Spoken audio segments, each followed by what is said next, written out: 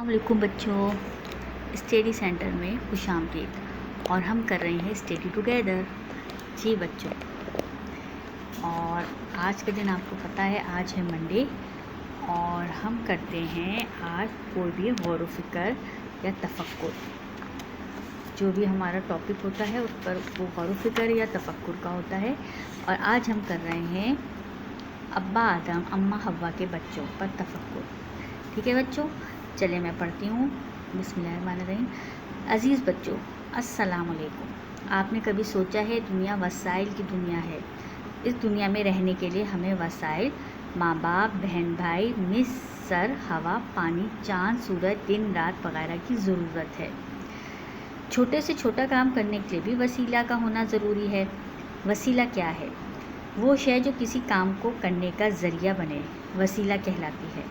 ہاتھ، پیر، کان، ناک، دل سب وسیلہ ہیں۔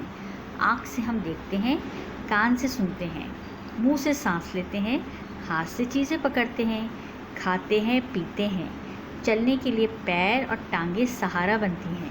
اب بات کو سمجھنے کے لیے دماغ وسیلہ ہے۔ خیال دماغ میں نہ آئے تو کیا آدمی سوچ سکتا ہے؟ سوچیے کہ خیال کہاں سے آتا ہے؟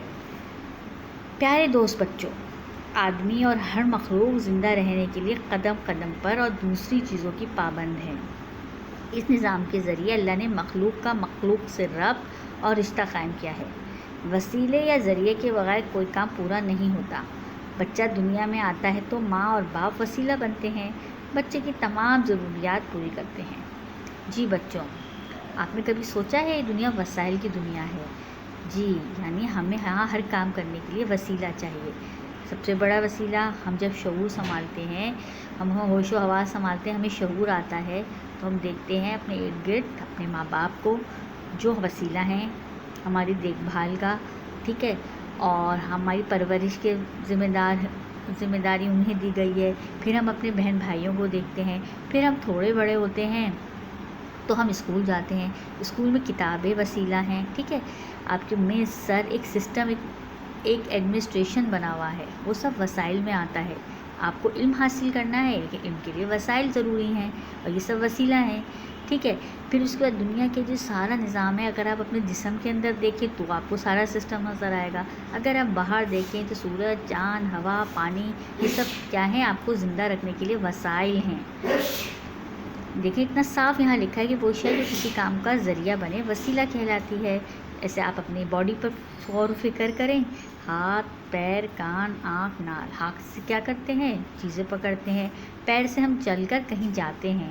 کان سے ہم اپنی باتیں سنتے ہیں، اپنی دادی کی، اپنے ماں باپ کی اور علم کی باتیں۔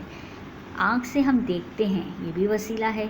ناک سے ہم کیا کرتے ہیں؟ سونگتے ہیں۔ دل سے ہمارا دھڑکتا ہے اور پورے جسم کا دار و مدار ہماری دل کی دھڑکن پر ہے۔ یہ سب وسیلہ ہیں۔ آنکھ سے ہم دیکھتے ہیں، کان سے سنتے ہیں، منہ سے سانس لیتے ہیں۔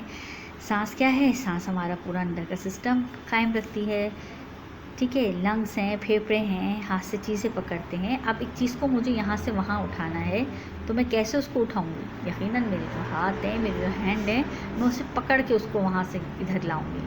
تو یہ کیا ہے؟ یہ وسیلہ ہیں۔ دماغ کیا ہے؟ دماغ بھی وسیلہ ہے۔ اب یہاں پہ ہمیں ایک سوال دیا گیا ہے، خیال دماغ میں نہ آئے تو کیا آدمی سوچ سکتا ہے؟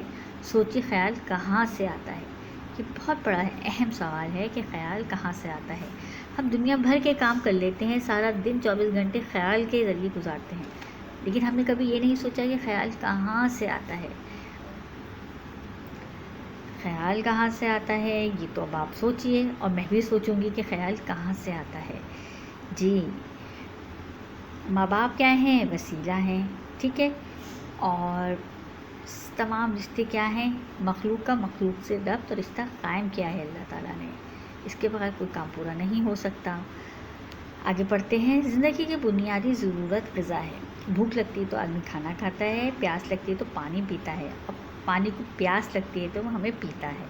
جی، غور طلب بات ہے کہ جب آدمی کو پیاس لگتی ہے تو وہ ہمیں پیتا ہے، یعنی وہ ہماری طلب ہے، ہم اس کی، ہم دونوں جب ملتے ہیں تو ہم دونوں ایک دوسرے کی ضروریات پوری کرتے ہیں۔ اگر مجھے بھوک نہ لگے تو کیا میں کھانا کھاؤں گی؟ ٹھیک ہے۔ اگر مجھے پیاس نہ لگے تو کیا میں پانی پیوں گی؟ ٹھیک ہے. مجھے خیال سب سے پہلے تو مجھے خیال آتا ہے، پھر میں پانی پیتی ہوں. خیال مجھے جب آتا ہے جب مجھے وہاں اس کی طلب ہو رہی ہوتی ہے تو میں وہ پانی پیتا ہے. تو اب پانی پیتا ہے، اور پانی کو پیاس لگتی ہے تو وہ ہمیں پیتا ہے. جی ہم اس کو پیتے ہیں، وہ ہمیں پیتا ہے. جی ہاں، پانی بھی پیاسا ہوتا ہے. پیاس متوجہ کرتی ہے کہ مجھے پیو. پانی جسم میں جذب ہونے سے مخلوق اور پانی دونوں کی پیاس بجھتی ہے.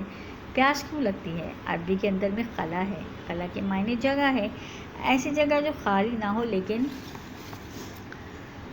نظر آئے. کائنات میں ہر جگہ بھری ہوئی ہے. یہ بہت غور سے پڑھنے کی چیز ہے. پیاس کیوں لگتی ہے؟ آدمی کے اندر میں خلا ہے. خلا کے معنی جگہ ہے، ایسی جگہ جو خالی نہ ہو لیکن خالی نظر آئے. کائنات میں ہر جگہ بھری ہوئی ہے. جو جگہ خالی نظر آتی ہے وہ بھی بھری ہوئی ہے. کیا آپ کو کوئی جگہ خالی نظر آتی ہے؟ جی، اتنی بڑی بات انہوں نے بتائی ہمیں کہ جو جگہ خالی نظر آتی ہے وہ بھی بھری ہوئی ہے. کیا آپ کو کوئی جگہ خالی نظر آتی ہے؟ جی. تو بھائی میرے ذہن میں تو اس وقت وہی اللہ تعالیٰ کی آیت آ رہی ہے کہ اللہ نور السماوات والارض. ٹھیک ہے، اور آپ لوگ بھی اس کو سوچیں. آج ہم یہیں اسٹاپ کر دیتے ہیں. یہاں تمہارے لیے بہت کچھ غور و فکر کرنے کے لیے ہے، اور میں بھی سوچوں گی کہ کائنات میں ہر جگہ بھری ہوئی ہے. جو جگہ خالی نظر آتی ہے وہ بھی بھری ہوئی ہے. کیا آپ کو کوئی جگہ خالی نظر آتی ہے؟ جی. اب مجھے تو بھائی کوئی جگہ خالی نظر نہیں آتی. ٹھیک ہے. خلا کے معنی جگہ کے ہیں. جی، ہر چیز میں خلا ہے.